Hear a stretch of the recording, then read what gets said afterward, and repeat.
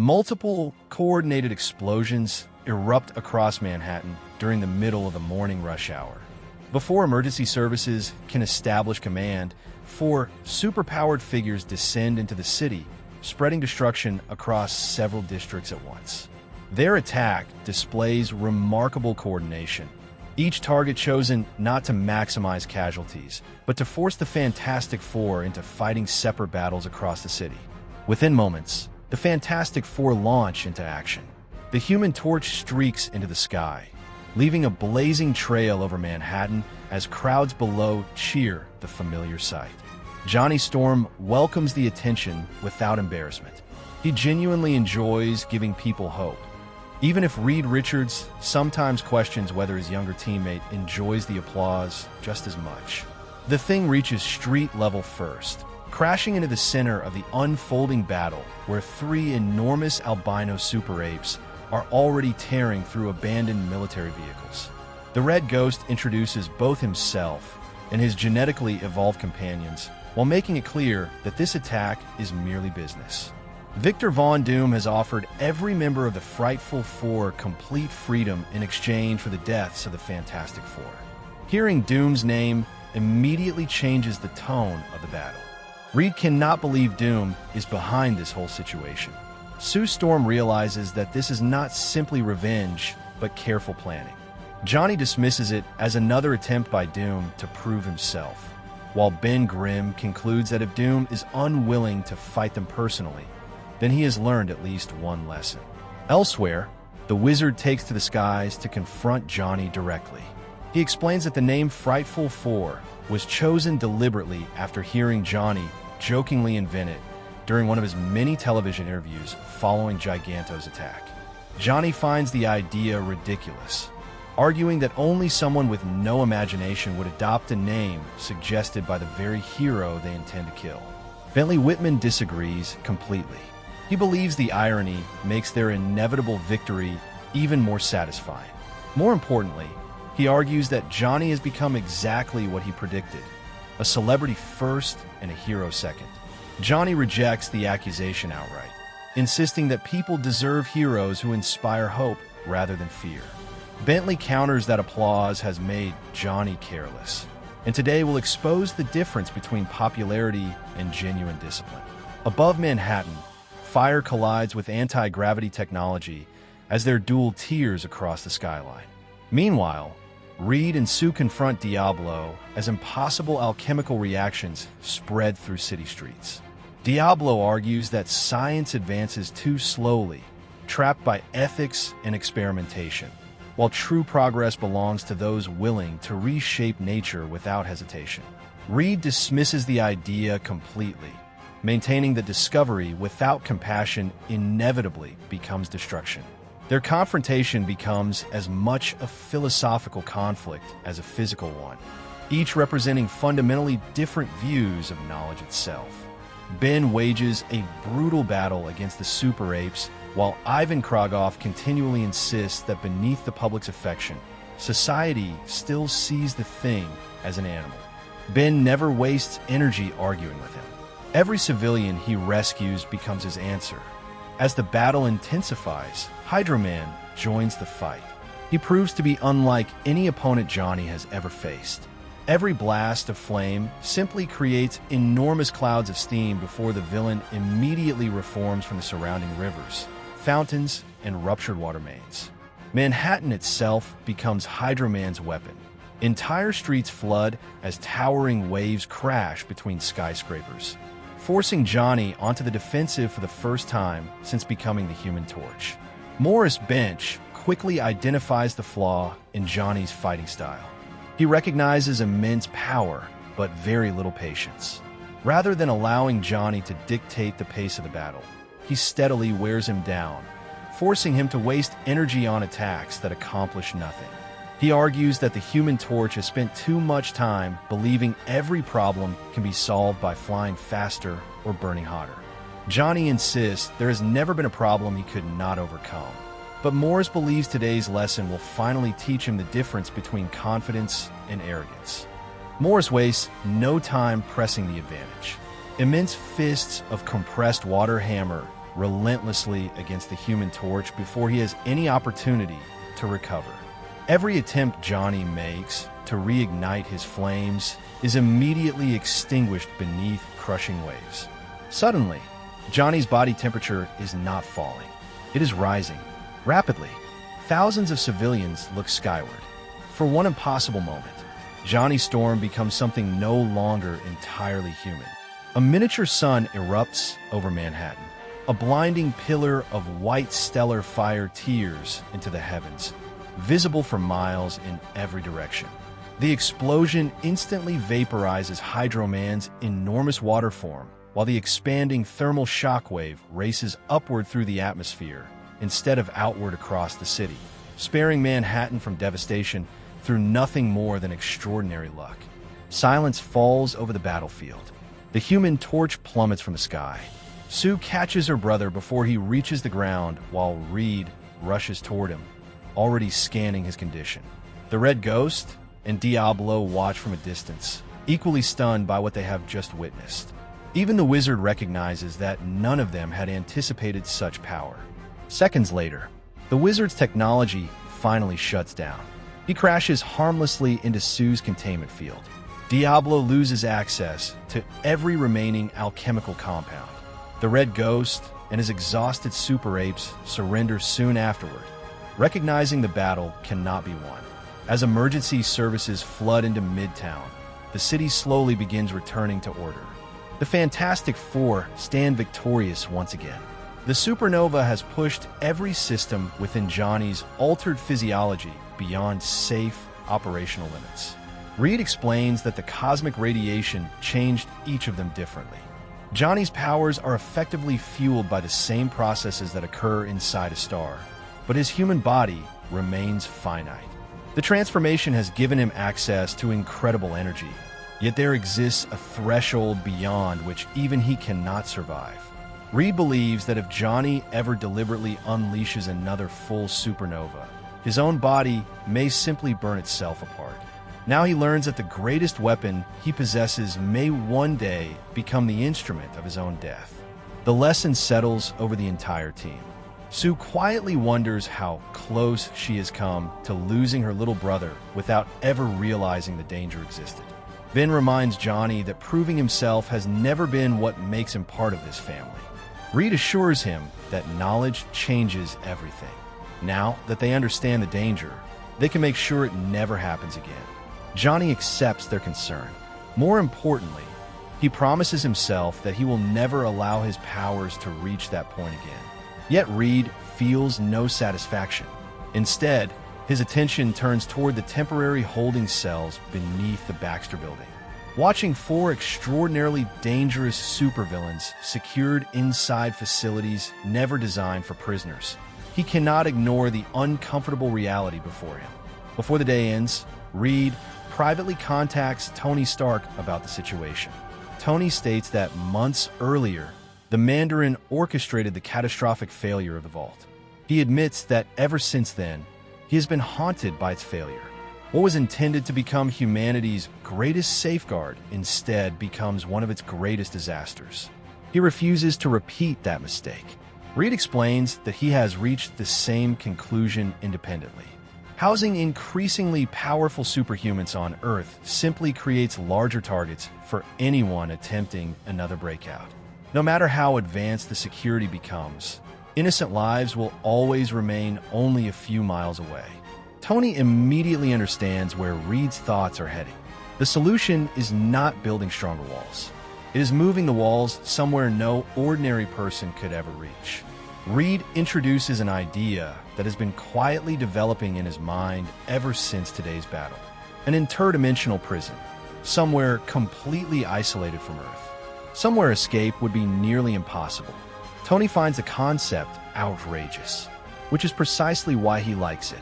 Both scientists begin exchanging ideas almost immediately. Meanwhile, after ending the call, Reed retreats to his laboratory. Assisted by HERBIE, he begins developing an ambitious new project in secret. Days pass almost unnoticed. He designs an interdimensional gateway unlike anything humanity has ever attempted. His goal is to locate a secure location beyond Earth where dangerous superhuman threats can one day be imprisoned safely, protecting both humanity and the prisoners themselves from further catastrophe. The following morning, Reed and Sue wake up together. Curious about his latest invention, she asks what has consumed his attention overnight. Reed avoids revealing the details, wanting the finished project to be a surprise. Before the conversation can continue, Sue shares life-changing news of her own. She is pregnant. The revelation immediately overshadows everything else. Reed is overwhelmed with joy, while also realizing that his responsibilities are about to become far greater than scientific discovery. Their growing family suddenly becomes every bit as important as his research. They both tell Ben and Johnny the news. Johnny is the first to react. He goes from stunned silence to a huge grin, already talking about being the cool uncle. Ben offers solid, heartfelt congratulations in his own way. Something simple and sincere about them being going to be great parents. He pulls Sue into a careful, gentle hug and gives Reed a heavy clap on the shoulder. Sue gently reminds Reed that another responsibility still awaits before either of them can celebrate. The monthly tenants meeting. Owning the Baxter building proves considerably less glamorous than saving New York. Ben overhears exactly enough to recognize what is coming. He immediately concludes that listening to hours of rental disputes sounds considerably worse than fighting supervillains. Without attracting attention, he quietly makes other plans for the day. Johnny reaches exactly the same conclusion. He also finds an excuse to disappear before the meeting begins, leaving Reed and Sue alone to face the surprisingly intimidating gathering of tenants. Outside the Baxter building, Ben barely reaches Midtown before noticing that traffic ahead has ground to a complete halt. Hundreds of vehicles sit motionless, horns blaring in every direction. Curious, Ben approaches one of the police officers directing increasingly frustrated motorists. The officer explains that two damaged vehicles have collided directly across the narrowest section of the street. Their positions completely block both lanes, preventing emergency crews from reaching the accident. Tow trucks are still several minutes away, and until they arrive, the entire district remains at a standstill. Ben quickly realizes the solution is much simpler. The drivers are safely outside their vehicles. No one else is in danger. Without hesitation, he carefully lifts the first wrecked automobile completely off the pavement before placing it gently beside the road. Moments later, he does the same with the second. Within seconds, traffic begins moving once again as grateful drivers applaud from every direction. The police officer thanks Ben for solving a problem that could have taken hours to clear. Ben simply considers it another ordinary day. Helping people rarely requires battling monsters. Sometimes it simply means moving two cars. Continuing across the city, Ben finally arrives at Alicia Master's apartment. She is completely absorbed in her newest sculpture. Her hands move confidently across the stone, finding details invisible to anyone else. Ben watches in quiet admiration. He never fully understands how Alicia creates such beautiful work without ever seeing it. As they spend the afternoon together, Ben notices every light throughout the apartment is switched on, unable to resist asking. He wonders why someone who cannot see would bother illuminating every room. Alicia explains that the lights have nothing to do with her. They are for him. She knows he enjoys seeing her work, even if she experiences it differently. The simple answer catches Ben completely off guard. He has spent much of his life believing everyone must constantly adjust because of what he has become. Instead, Alicia quietly reminds him that relationships are built on people making small adjustments for one another every day. The conversation gradually returns to familiar territory. Ben once again questions how someone as kind as Alicia could genuinely love a man who resembles a walking mountain of orange stone. Alicia refuses to see the question as complicated. She has never measured Ben by the surface others notice first. Long before she learned every detail of his story, she recognized the person beneath the rock. To her, that has never changed. Ben slowly begins accepting something he still struggles to believe. Perhaps everyone else sees the thing. Alicia simply sees Ben Grimm. Elsewhere across Manhattan, Johnny Storm enjoys a very different afternoon. A large fan convention has transformed one of New York's busiest exhibition centers into a celebration of superheroes, science fiction, and popular culture. Since becoming one of the world's most recognizable heroes, Johnny has become the Fantastic Four member most comfortable embracing public attention. Long lines of excited fans stretch throughout the convention hall. Children proudly wear homemade Fantastic Four costumes. Adults carry photographs, comic artwork, and memorabilia, hoping for an autograph. Johnny happily signs every item placed before him. Unlike Reed, who still finds public appearances slightly uncomfortable, Johnny genuinely enjoys meeting the people whose lives the Fantastic Four have helped protect. Every conversation reminds him why becoming a superhero feels so rewarding. Waiting nearby is Wyatt Wingfoot. Johnny's longtime friend has traveled into the city specifically to spend the day with him. The two quickly fall back into their familiar rhythm, joking about celebrity life, public expectations, and how bizarre it still feels that Johnny has become one of the most famous people on Earth. Wyatt observes that Johnny seems perfectly suited for fame. Johnny openly admits he enjoys every minute of it. Attention has never made him uncomfortable. If anything, it energizes him. Wyatt gently points out that admiration can disappear just as quickly as it appears. Johnny dismisses the concern. As long as people keep smiling, he believes everything else will work itself out. Throughout the afternoon, Johnny effortlessly entertains every admirer who approaches. He poses for photographs, signs countless autographs, shares exaggerated stories about superhero adventures. His natural charisma keeps entire crowds laughing. Eventually, one admirer stands out from everyone else: Darla Deering. Unlike many fans, Darla possesses enough confidence to match Johnny's personality rather than simply admire it from afar.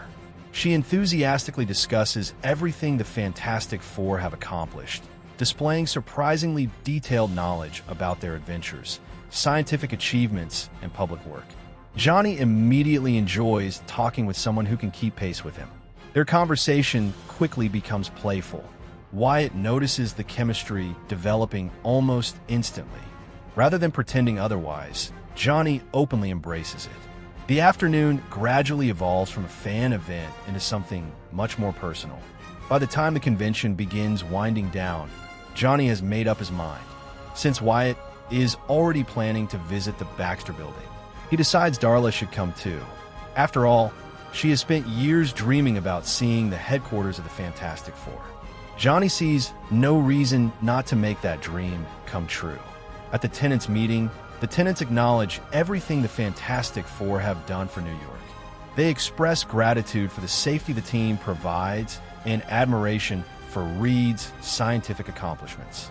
At the same time, they gently remind the building's owners that hundreds of ordinary people work inside these offices every single day. They deserve stability just as much as groundbreaking discoveries. Sue immediately understands the importance of listening.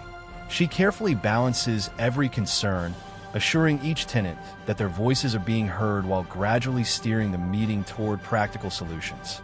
Reed initially responds to every issue through scientific efficiency, proposing technical improvements, structural reinforcements, and automated systems to solve each problem. Although every suggestion is logically sound, Sue quietly recognizes that what their tenants truly want is reassurance rather than engineering. Throughout the lengthy discussion, Reed slowly begins appreciating something his wife has always understood naturally. Leadership is not simply solving problems. It is making people feel secure while solving them. Eventually, after nearly 2 exhausting hours, the final questions are answered, maintenance schedules are approved, lease renewals are signed, and improvement plans are agreed upon. The tenants depart considerably happier than when they arrived. Silence finally returns to the conference room. Reed lets out a long breath. Managing interdimensional physics suddenly seems far less complicated than property management. Sue reflects that becoming parents will likely demand exactly the same balance between logic and empathy. The thought lingers with Reed. Scientific brilliance alone will never make him a good father, nor will it make him a good leader. He quietly resolves to become better at both. With the meeting finally concluded, Reed wastes no time returning to his laboratory. Standing at the center of the laboratory is Reed's newest invention, the Negative Zone Exploratory Module. Reed places a simple piece of fruit inside the module's small testing chamber. HERBIE performs one final systems check. Every readout remains within acceptable tolerances. Reed initiates the sequence. Power floods into the dimensional rings. The laboratory begins vibrating beneath an unfamiliar frequency as reality itself appears to ripple around the circular framework. Then, a shimmering emerald vortex blossoms inside the aperture. For the first time in human history, a stable doorway into another universe exists. Reed carefully activates the transport chamber. The fruit passes through the glowing threshold without resistance. The experiment is a complete success. That evening, the Baxter building is livelier than usual. Sue prepares a large family dinner while the aromas of roasted chicken, mashed potatoes, fresh vegetables, and her homemade pies drift throughout the upper floors. Reed remains buried in his laboratory until the last possible moment, finishing a final round of diagnostics before HERBIE politely reminds him that everyone is waiting. The dining room gradually fills with familiar faces. Ben arrives alongside Alicia Masters, while Johnny returns with Wyatt Wingfoot and Darla Deering. Both visitors are immediately overwhelmed by finally seeing the legendary headquarters of the Fantastic Four. Every room seems more impressive than the last, filled with inventions, laboratories, and technology unlike anything either has ever imagined. Reed warmly welcomes Wyatt, remembering him from Johnny's stories, before introducing himself properly. Sue greets them both as though they have always belonged there, making them feel immediately at home. Ben quickly introduces Alicia, whose warmth instantly puts everyone at ease despite it being the first time she meets Wyatt and Darla. HERBIE eagerly rolls into the room, carrying a serving platter, determined to help with dinner. Once everyone finally settles around the table, conversation naturally begins flowing between them. Reed eventually decides the time has come to reveal the project he has been secretly working on. He explains that the recent mass breakout at the vault exposed a problem no one has yet solved. Earth is rapidly producing threats that ordinary prisons simply cannot contain. With the frightful Four now occupying temporary holding cells beneath the Baxter building, it has become obvious that they need a permanent solution before another disaster occurs. He reveals that he has spent months constructing an interdimensional portal capable of reaching another universe, known as the Negative Zone. The table immediately falls silent. Reed explains that his intention is not conquest or colonization. The Negative Zone is a largely unexplored antimatter universe with enormous potential. If suitable conditions exist there, humanity could eventually construct an isolated prison completely removed from Earth, ensuring that dangerous supervillains can never again threaten innocent lives through prison escapes. Johnny is immediately captivated by the idea. Rather than focusing on the prison itself, he becomes excited by the prospect of exploring an entirely new universe. Ben remarks that astronauts never seem satisfied exploring one universe, when apparently there are now others to visit. He asks whether Reed intends to simply take a quick look through the portal. Reed confirms exactly that. He explains that Ben's immense strength and durability make him the ideal companion for an initial reconnaissance mission. Together, they can evaluate the atmosphere, terrain, and any signs of intelligent life before determining whether the Negative Zone could safely house a future prison.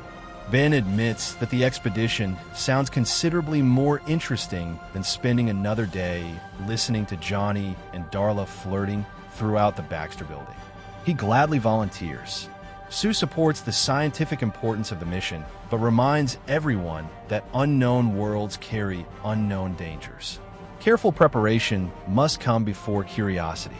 Johnny insists he is absolutely joining the expedition. There is no chance Reed is exploring another universe without the Human Torch. Alicia quietly reminds the team that exploration has always defined the Fantastic Four. Every great discovery has required someone willing to step into the unknown first. But she also reminds them that returning home safely matters just as much as making history. The next day, Sue walks down the hallway and opens Johnny's bedroom door without warning. Inside, Johnny is caught completely off guard. Darla is beside him, equally surprised by the interruption.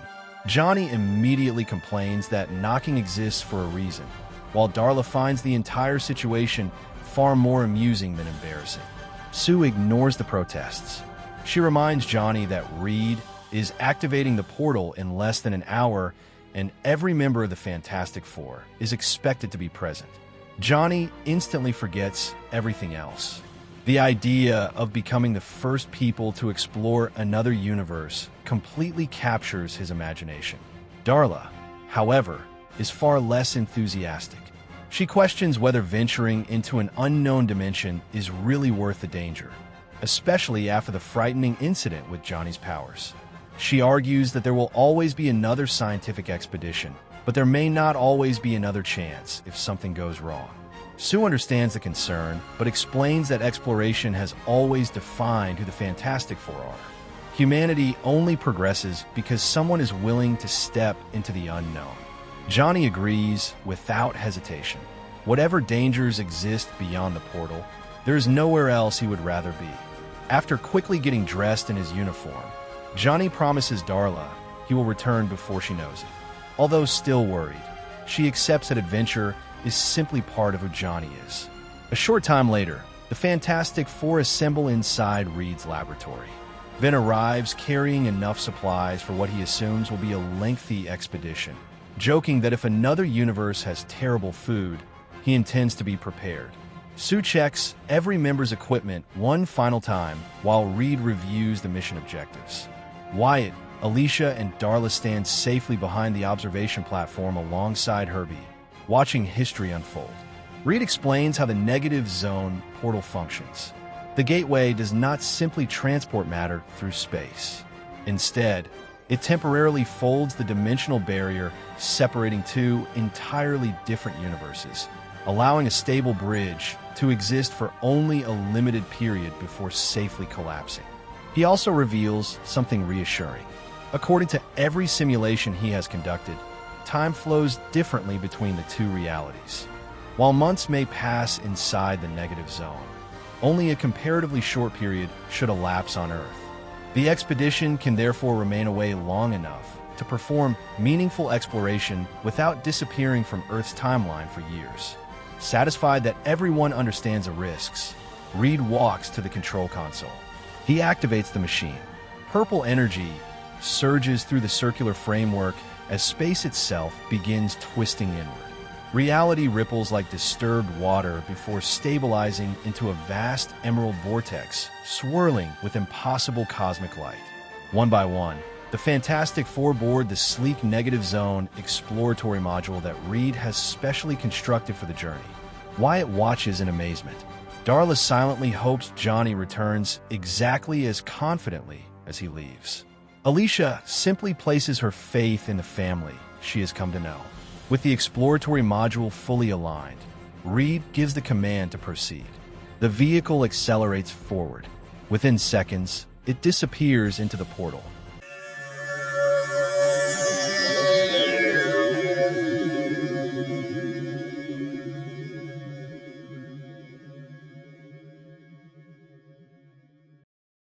The exploratory module emerges into another reality.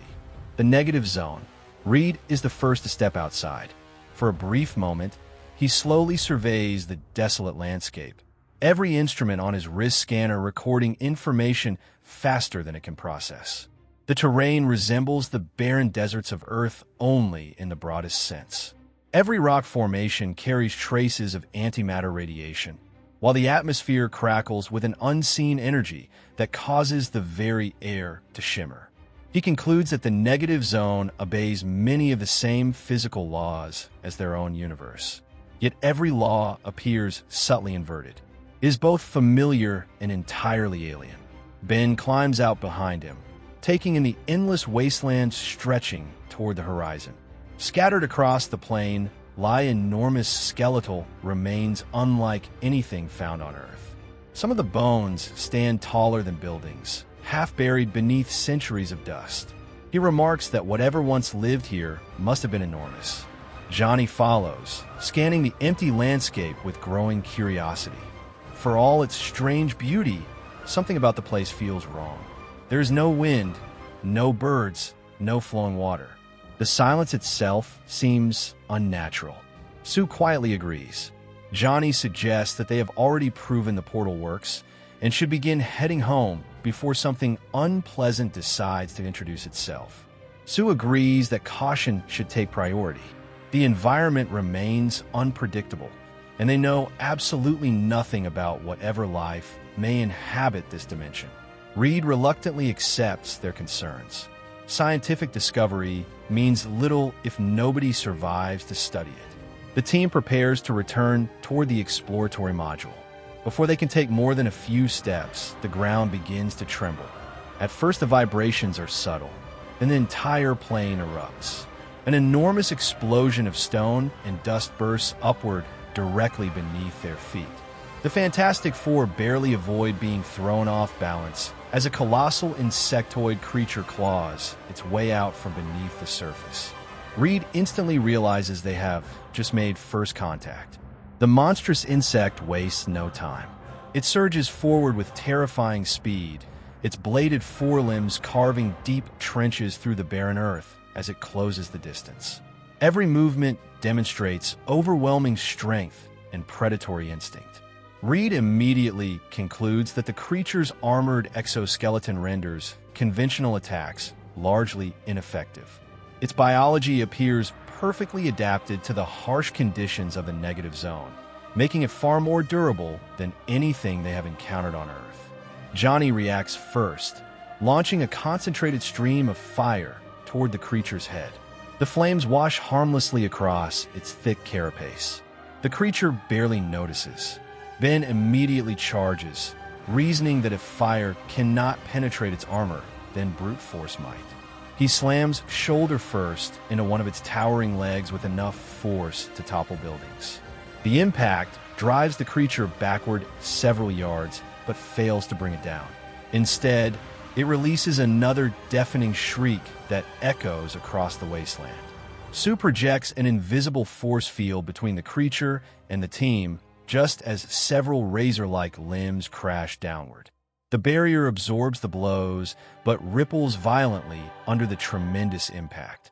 Reed studies every movement while simultaneously scanning its anatomy. He notices something unusual. Although the creature's armor covers nearly every inch of its body, the flexible joints connecting its thorax remain comparatively exposed whenever it attacks. He immediately shares his discovery with the team. Those joints appear to be its only vulnerable points. Johnny changes tactics. Rather than blanketing the creature with flames, he narrows his fire into an intensely focused thermal blast aimed directly at the exposed joint beneath its torso. The concentrated heat finally penetrates. The creature lets out an agonized scream. Cracks race across its armored shell as internal pressure rapidly builds. Seconds later, the massive insect collapses onto the rocky plain, its body engulfed in flames before falling completely still. For several moments, silence returns. Ben remarks that if every welcoming committee in the negative zone behaves like that, he has already seen enough sightseeing for one trip. Johnny agrees, suggesting they head home before discovering what qualifies as a larger predator. Even Reed, fascinated as he is, accepts that caution must prevail. The team turns back toward the exploratory module. Before anyone reaches it, the dying creature's body convulses violently. One enormous pincer lashes outward in its final death throes. The massive limb slams directly into the negative zone portal projector mounted beside the exploratory module. Metal twists, generators rupture, sparks erupt in every direction. The dimensional stabilizer shatters beyond repair. The emerald portal flickers wildly. For one desperate moment, The gateway struggles to remain open. Then it collapses. The shimmering vortex vanishes completely. An uneasy silence settles across the wasteland. Reed rushes to the ruined machine, desperately examining the destroyed dimensional systems. His expression grows increasingly grim with every passing second. The stabilizing arrays have been crushed beyond repair. The quantum calibration systems no longer exist. The portal cannot be reopened. Sue immediately understands what that means. Their route home has disappeared. Johnny stares at the empty space where the portal stood only moments before. The reality of their situation slowly sinks in. They're stranded inside another universe. Ben asks whether Reed can simply rebuild the machine. Reed wishes the answer were yes. The projector relies upon highly specialized alloys, quantum circuitry, and fabrication equipment that exist only inside the Baxter building. Even if he understands every component perfectly, the negative zone possesses none of the technology required to manufacture replacements. Without another means of crossing dimensions, they have no way home. Then, without warning, two enormous insectoids break through the defensive line. Before anyone can intercept them, they reach Sue. Their massive serrated mandibles clamp around her leg, piercing her uniform as a potent venom floods directly into her bloodstream. Sue cries out as the poison begins spreading through her body almost instantly, her strength fading with alarming speed. In that single devastating moment, the battle ceases to be about defeating the enemy and becomes a desperate race to save one of their own. Reed immediately abandons all thought of the battle and rushes to Sue's side as she begins to collapse, quickly realizing from the dark veins spreading beneath her skin that the venom is attacking her entire nervous system. Before she can strike the ground, Johnny dives through the chaos and catches her in his arms, shouting that they have to get her out immediately because every second they remain surrounded gives the poison more time to spread. Reed joins Johnny, supporting Sue's weight as the two of them begin retreating across the battlefield, while Ben throws himself directly into the pursuing swarm. The thing becomes an unstoppable wall between his family and the Annihilation Wave, smashing apart every insectoid that attempts to pursue them, tearing through their ranks with such overwhelming force that the advancing creatures are repeatedly knocked back. Reed continuously checks Sue's pulse as they run, his scanner painting an increasingly grim picture. The venom is spreading through her bloodstream far faster than he anticipated, attacking her muscles, nervous system, and vital organs simultaneously. More horrifying still, his scans detect a second life within her. Reed realizes the poison is not only threatening Sue's life, but also that of their unborn child. He quietly informs Johnny that if they do not find shelter and synthesize an antidote immediately, they could lose them both. Johnny refuses to accept that possibility and pushes himself harder, carrying Sue deeper into the rocky landscape while Ben continues buying them precious time. Eventually, Ben notices a narrow opening hidden behind a wall of enormous boulders. He charges forward, smashing the rocks aside with a series of thunderous blows until a concealed cave entrance is revealed. He orders Reed and Johnny inside while turning back toward the pursuing swarm, standing alone at the entrance as hundreds of insectoids close the distance. Reed and Johnny gently lay Sue on the cave floor as Johnny immediately tears strips from his own uniform to bandage the deep puncture wounds on her leg in a desperate attempt to slow the venom spread. Reed opens his field laboratory without hesitation, unpacking portable analyzers, chemical compounds, and medical equipment before taking blood samples directly from Sue. Every result confirms the severity of her condition. The venom is unlike anything on Earth, composed of exotic biological compounds that react unpredictably with a unique radiation saturating the negative zone. Reed understands that no antidote exists because no one has ever encountered this toxin before. If Sue is going to survive, he must invent the cure from scratch. Outside the cave, Ben remains on constant watch, preventing wave after wave of insectoids from approaching the entrance. Although every instinct tells him to return inside and help his friends, he knows his responsibility is to ensure Reed has uninterrupted time to work.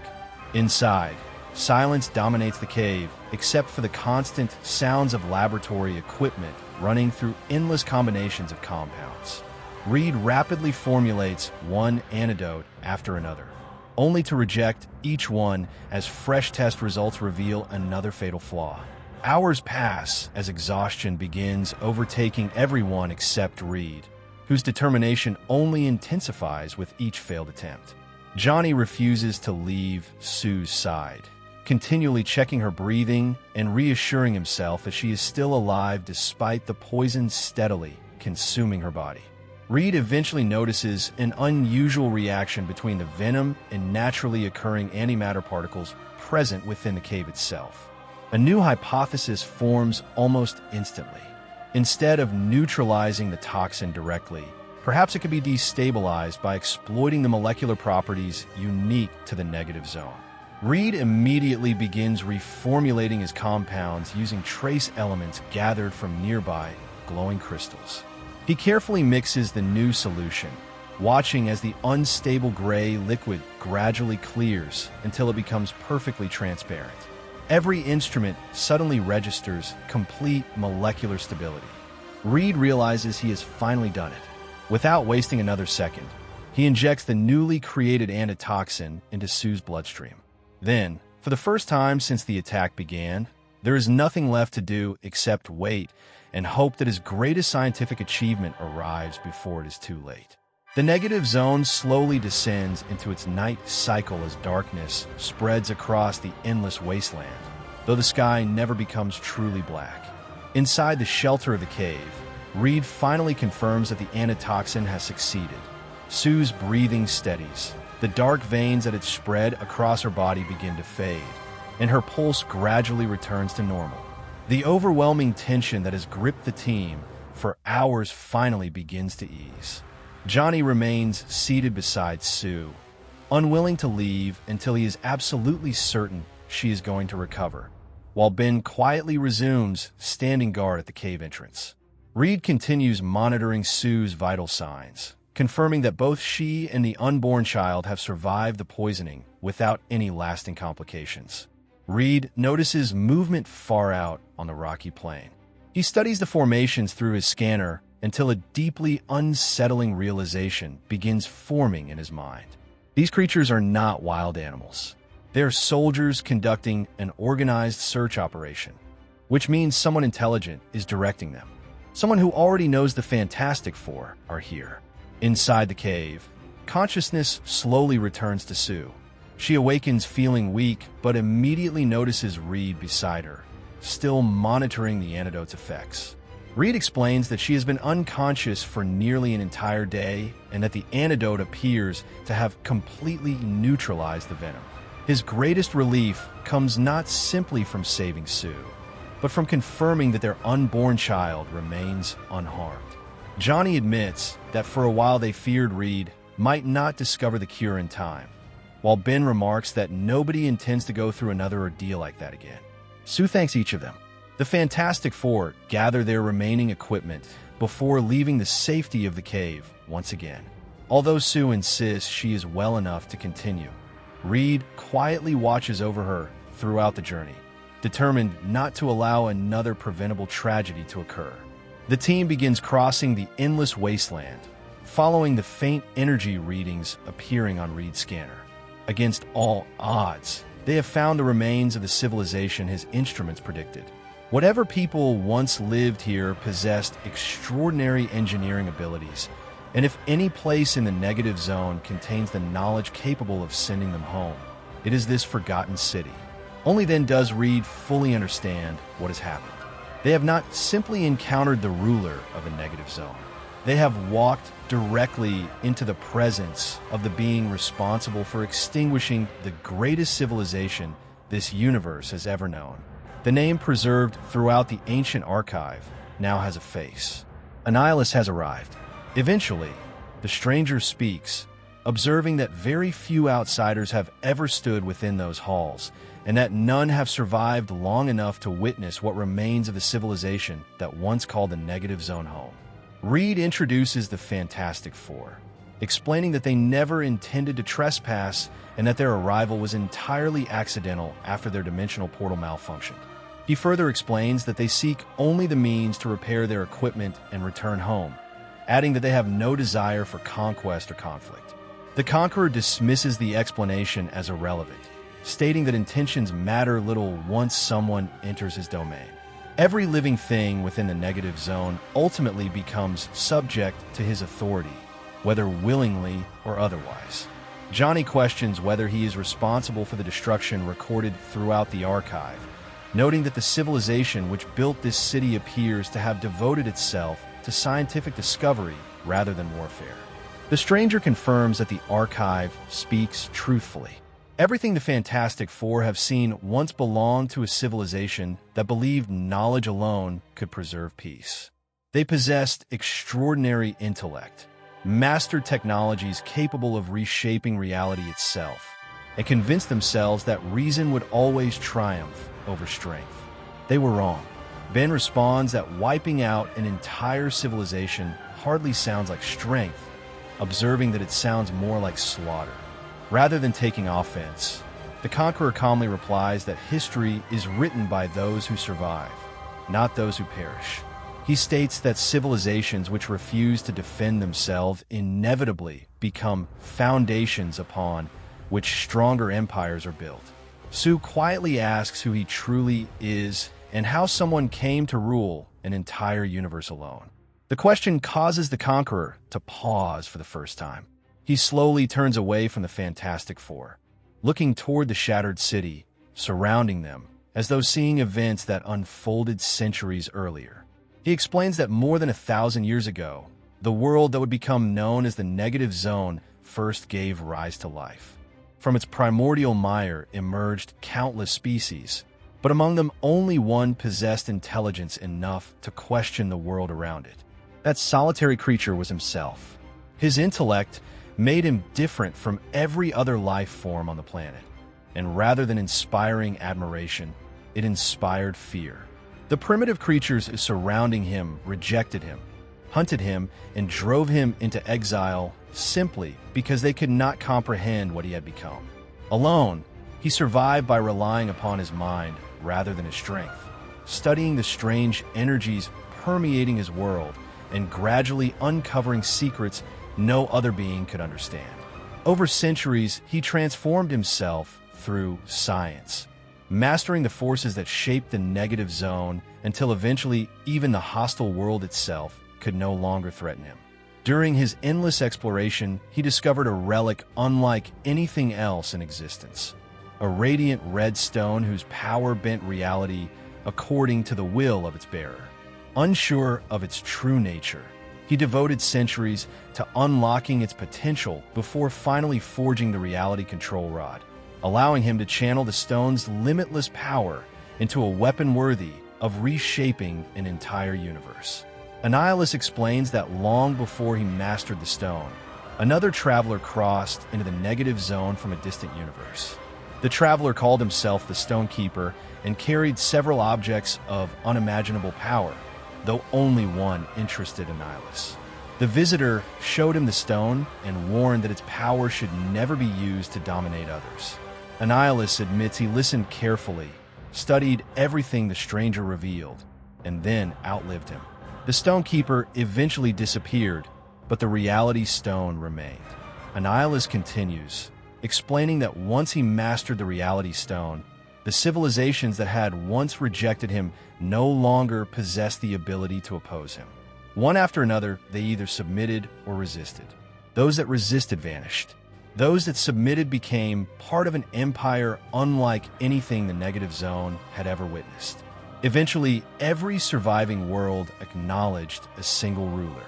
Reed studies the reality control rod with growing concern as his scanner struggles to process the impossible energies flowing through it.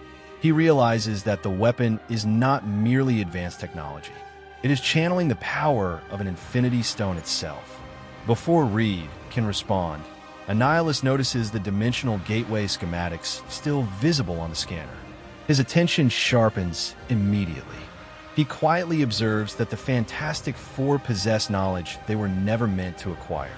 If they truly come from another universe, then they may have unknowingly delivered the one thing he has sought for more than 1,000 years, a path beyond the shrinking prison of the negative zone.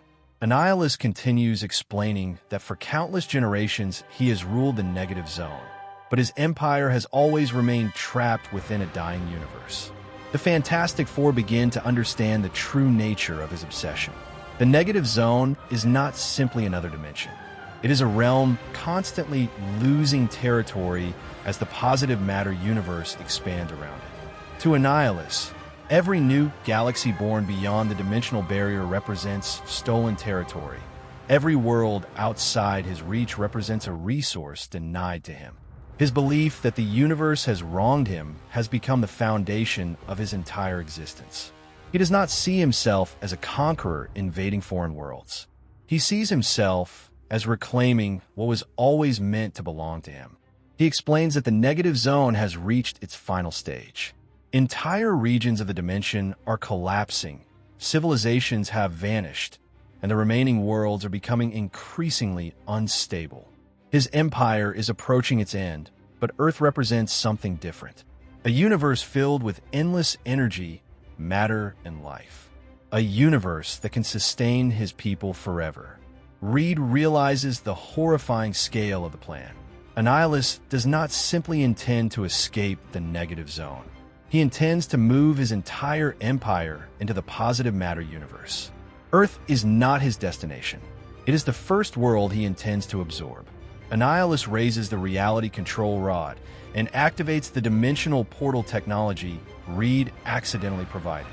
The ancient machinery surrounding the chamber begins responding instantly, integrating with the energy patterns stored within the device. Reed realizes that Annihilus has not only stolen their technology, but has combined it with his own understanding of negative zone physics. The resulting gateway will be far more powerful than anything the Fantastic Four could have created. The chamber begins shaking as the portal opens above them.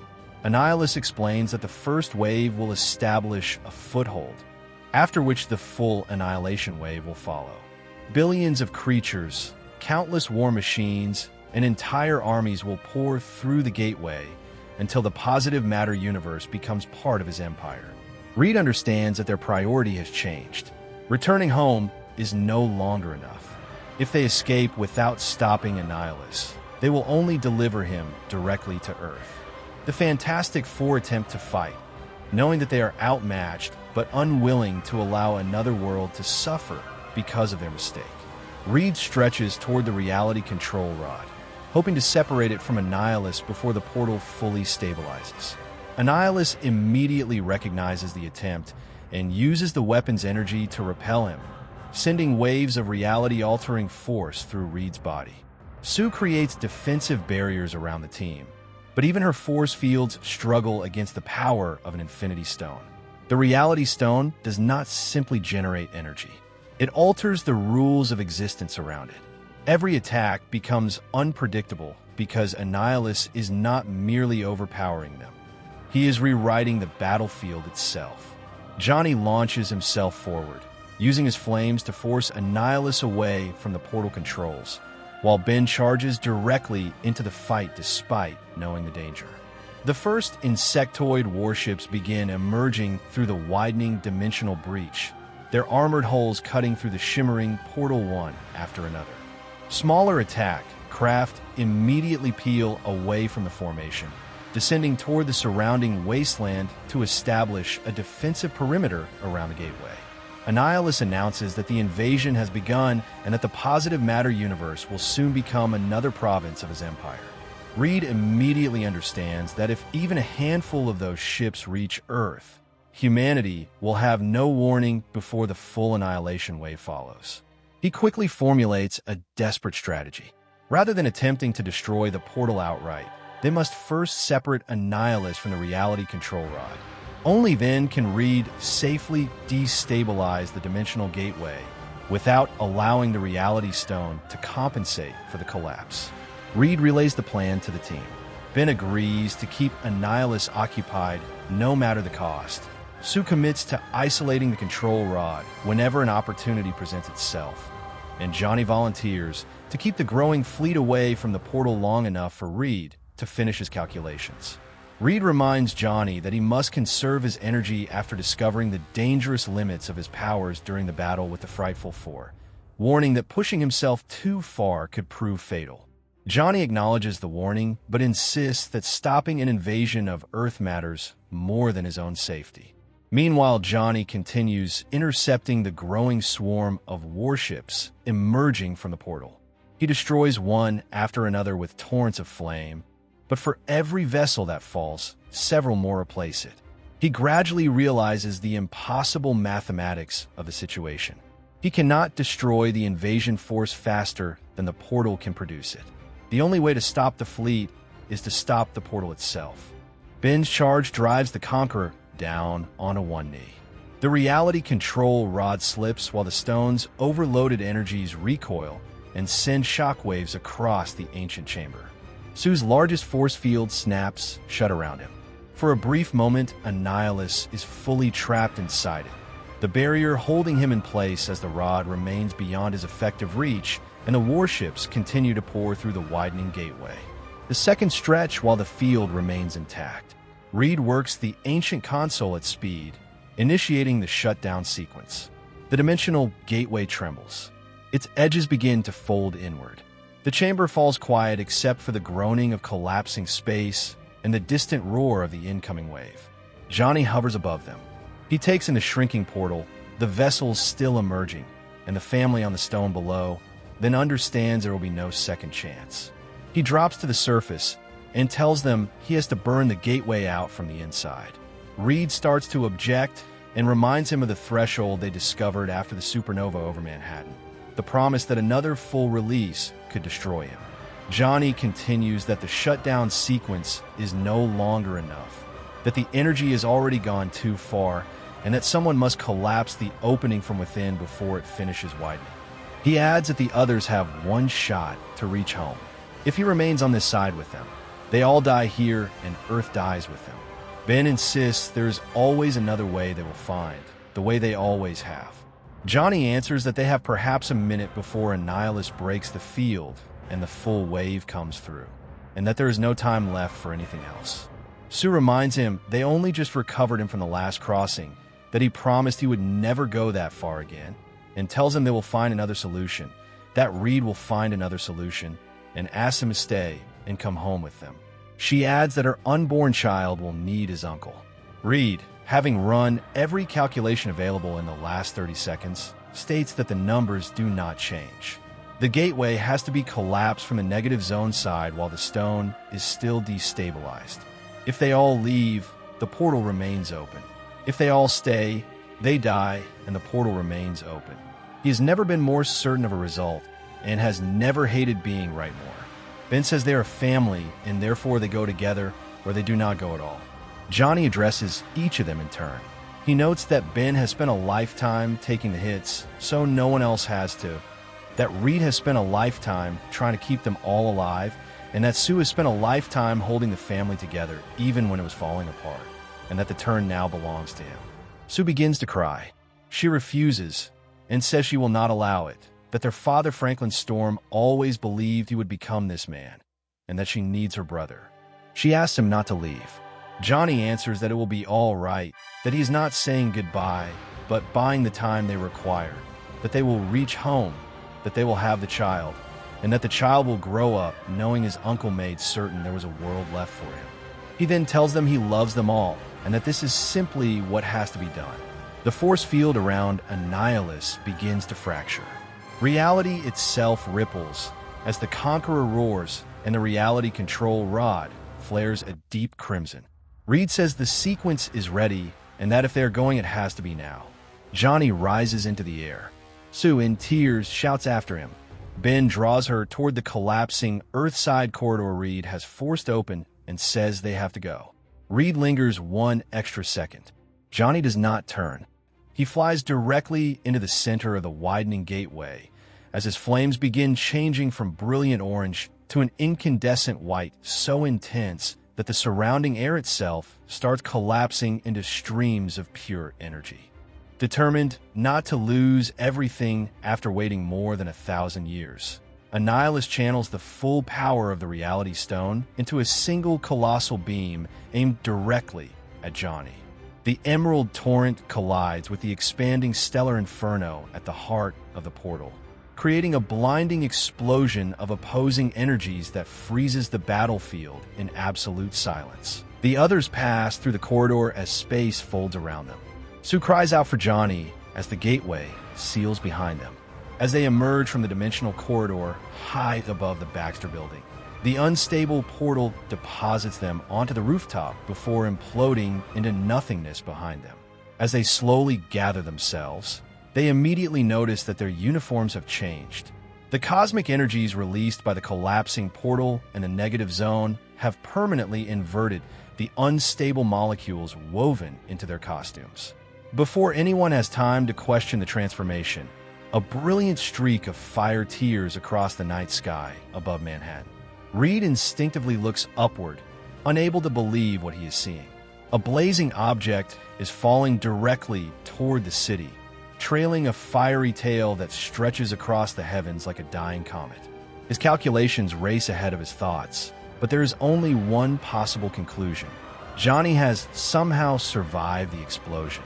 Ben reaches the same realization an instant later. Without hesitation, he launches himself from the rooftop, bounding across nearby buildings before throwing himself into the air as the flaming figure plummets toward Earth. He catches the blazing mass with both arms just moments before impact, the tremendous force driving him through the roof of a nearby structure before he finally skids to a halt across the street below. Even Ben struggles against the unbearable heat radiating from Johnny's body, but he refuses to let go. Gradually, the flames begin fading until only smoke rises from the unconscious human torch lying motionless in Ben's arms. Reed and Sue arrive seconds later. Reed immediately begins checking Johnny's vital signs while Sue kneels beside her brother, in tears and relieved to discover that although his heartbeat is dangerously weak, it is still present. Johnny has survived the impossible, but only barely. The immense energy released during his supernova has completely exhausted his body. Reed quietly concludes that Johnny has entered a deep coma brought on by catastrophic metabolic collapse. Ben carefully carries Johnny back into the Baxter building as emergency systems throughout the headquarters activate automatically. Alicia, Darla, and Wyatt rush into the medical laboratory after hearing the alarms. Their attention initially goes to Johnny, but almost immediately Wyatt notices something unusual about the returning heroes. He points out that Reed, Sue, and Ben's uniforms are completely different from when they left. Alicia runs her hands carefully across Ben's trunks and remarks that even the texture feels unchanged despite the colors being reversed. Darla studies the three costumes in amazement, observing that the white and black designs somehow make the Fantastic Four look even more striking than before, though she immediately wonders how another trip to an alien universe could possibly have changed clothing that Reed specifically engineered to remain stable. Reed briefly examines the unstable molecules within the fabric and concludes that exposure to the dimensional collapse and the negative zone permanently altered their molecular pigmentation while leaving the structural integrity intact. He quietly remarks that, under the circumstances, wardrobe changes are the least of their concerns. HERBIE immediately begins conducting a complete diagnostic scan, analyzing every aspect of Johnny's condition before reporting that while his vital functions remain stable, his body has entered an extended regenerative state unlike anything contained within its medical database. Reed confirms the diagnosis, explaining that Johnny's own powers appear to be keeping him alive, even though they have temporarily consumed every reserve of energy his body possesses. He tells everyone there is no way of knowing when Johnny will awaken, only that forcing the process could do more harm than good. Alarms suddenly echo throughout the Baxter building once again. Reed immediately notices fresh energy readings appearing across the skyline. Looking out toward Manhattan, he sees a terrifying sight. High above the city, a massive green fissure begins reopening in the sky. Emerging from the expanding breach come the first surviving vessels of the Annihilation Wave.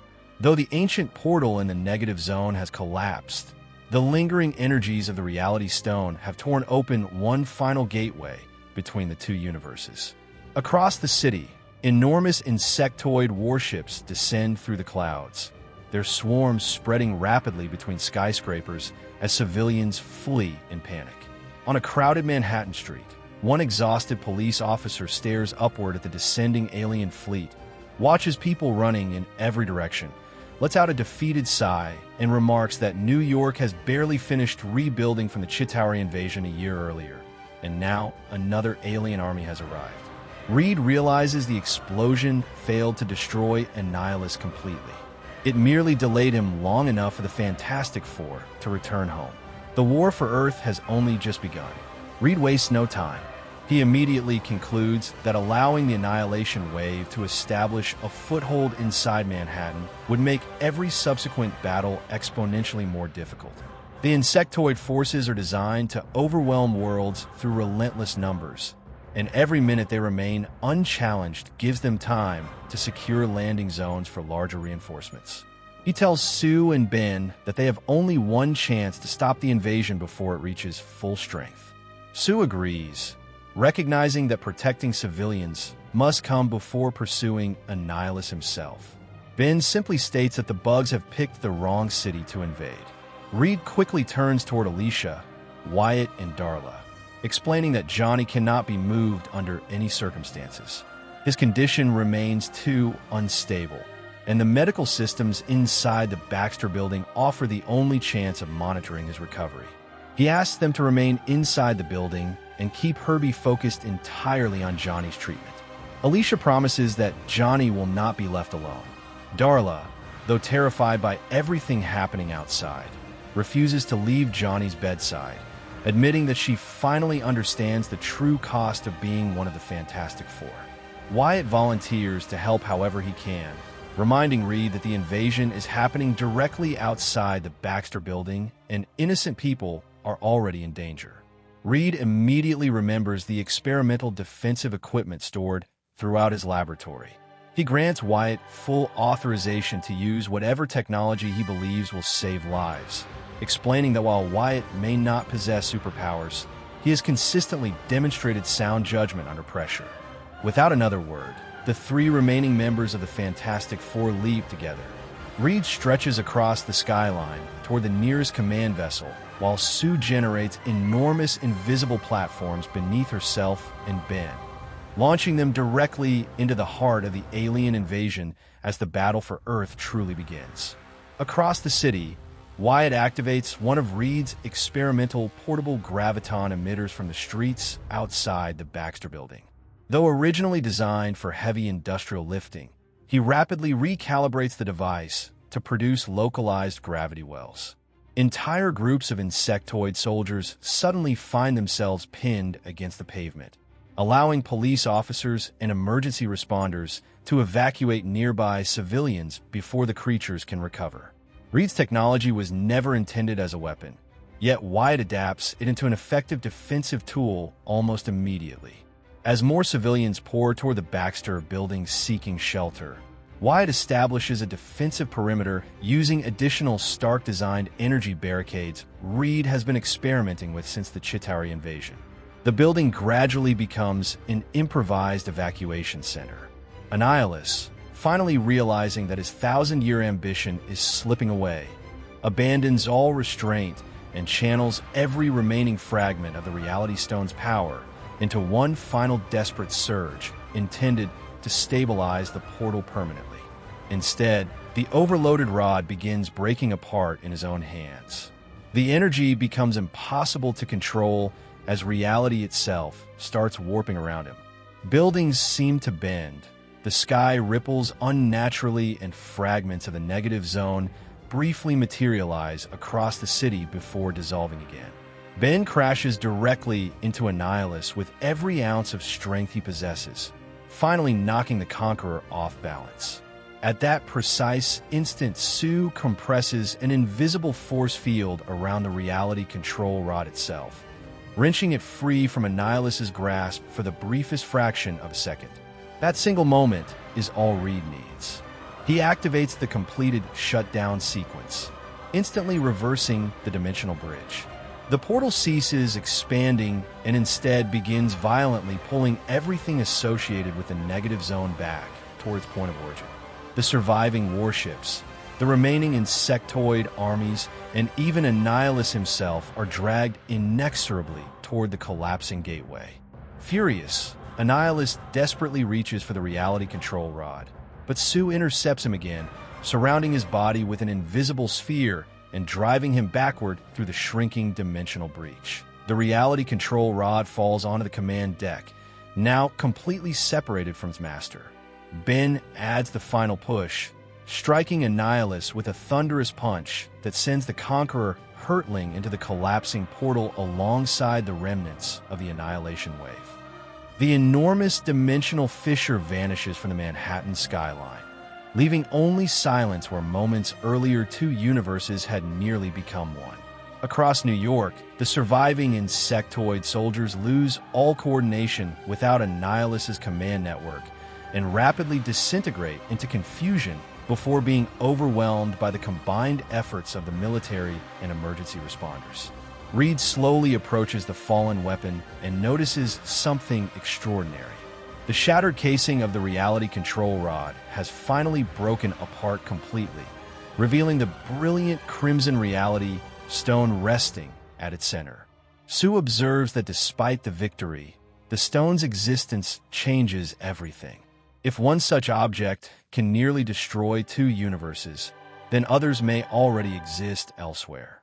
Reed reluctantly agrees, recognizing that today's battle may have revealed only a small part of a much larger cosmic reality. Ben quietly remarks that he would gladly spend the rest of his life never seeing another bug again, though he admits that if another invasion comes, the Fantastic Four will be ready for it. The city immediately erupts into an applause as thousands of survivors gather throughout the streets. In the days that follow, Manhattan begins the long process of rebuilding once again. News broadcasts around the world replay footage of the Fantastic Four's battle against the Annihilation Wave, while governments struggle to comprehend how close Earth came to total conquest. 1 week later, Sue Storm goes into labor.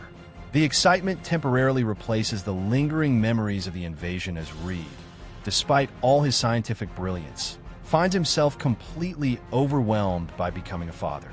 Ben remains at his side throughout the delivery, reminding him that some moments in life cannot be solved through equations. Hours later, a healthy baby boy enters the world, surrounded by Reed, Sue, Ben, Alicia, Wyatt, and Darla. The child is named Franklin Benjamin Richards, honoring Sue's late father, Franklin Storm, and the man Reed considers his closest friend and brother, Ben Grimm. Reed and Ben quietly enter Johnny's room, carrying the newborn Franklin. Reed gently places the baby beside Johnny's bed. As if responding to the sound of the infant's breathing, Johnny's fingers twitch for the first time. Moments later, his eyes slowly open. Weak and exhausted, he looks first at Reed, then at Ben, before his attention settles on the tiny child resting beside him. Without needing any explanation, Johnny understands that they won. Reed quietly tells him that Earth is safe, Annihilus is gone, and he has been asleep for several days. Ben proudly introduces the newest member of the family. Johnny smiles faintly at the sight of Franklin Richards, realizing that for all the pain, sacrifice, and loss they endured, the future they fought to protect is finally lying right in front of him. In the months, Reed Richards and Tony Stark secretly construct a prison inside a remote, stable region of the negative zone, far removed from the territory once ruled by Annihilus. Designed to be completely self-contained and almost impossible to escape, every cell is individually engineered to neutralize different types of superhuman abilities, while an automated defense network continuously monitors every corridor without the need for permanent human guards. The facility is given a simple designation, Prison 42. Once construction is complete, its first inmates arrive under maximum security. The surviving members of the Frightful Four are escorted through a dimensional gateway and processed one by one into separate containment blocks, each specifically designed around their individual powers. Reed reflects that brilliant minds can choose either discovery or destruction, and that the responsibility of protecting the future sometimes requires difficult decisions. Tony quietly remarks that he hopes Prison 42 never needs to hold anyone beyond those already inside. Reed answers that he sincerely hopes he is right, but recent events suggest humanity has entered a new era in which extraordinary threats will only become more common. Reed pilots the Fantasticar beyond Earth's atmosphere accompanied by Sue and Ben. Johnny remains behind, still completing his recovery while promising that someone has to keep an eye on Franklin. The small craft leaves Earth's orbit and silently approaches its destination, the blue area of the moon. Unlike the lifeless lunar surface surrounding it, this hidden region contains breathable atmosphere, ancient architecture, and impossible serenity. The Fantasticar lands near enormous stone structures that appear untouched by time itself. Waiting among them is a solitary figure unlike any they have encountered before. The being introduces himself simply as Uatu, one of the Ancient Watchers. He explains that his people have observed the rise and fall of civilizations across the universe for countless millennia, swearing never to interfere except under the rarest of circumstances. He reveals that he has watched Earth for far longer than humanity realizes, though always from a distance. His attention immediately settles upon the containment vessel in Reed's hands. He recognizes its contents without needing to inspect it. Reed explains that the Reality Stone nearly destroyed 2 universes through the ambitions of a single conqueror. He states that no scientist, government, or superhero should decide the fate of something capable of reshaping reality itself. Keeping the stone on Earth would only invite future wars. Humanity has already survived 2 extraterrestrial invasions, and he refuses to allow the next one to begin because of an infinity stone locked inside the Baxter building. Uatu listens carefully before asking why Reed believes the Watchers should be trusted with such responsibility if they refuse to intervene in the affairs of others. Reed responds that intervention and stewardship are not the same thing. He is not asking Uatu to use the stone or protect humanity with it. He is asking him to remove temptation altogether by placing it somewhere beyond the reach of those who would abuse it. Reed concludes that some discoveries exist not to be possessed, but to be respected from a distance. For the first time in many ages, Uatu acknowledges that Reed Richards has chosen wisdom over ownership. He explains that countless civilizations, when presented with limitless power, inevitably convince themselves they are worthy of wielding it. Few ever choose to surrender that power voluntarily. He accepts the containment vessel, assuring that the Reality Stone will remain hidden under the Watcher's eternal vigilance, beyond the ambitions of kings, conquerors, and empires. He quietly admits that while his oath forbids him from interfering in the destinies of civilizations, observing individuals capable of such selflessness reminds him why Earth continues to fascinate him above all other worlds.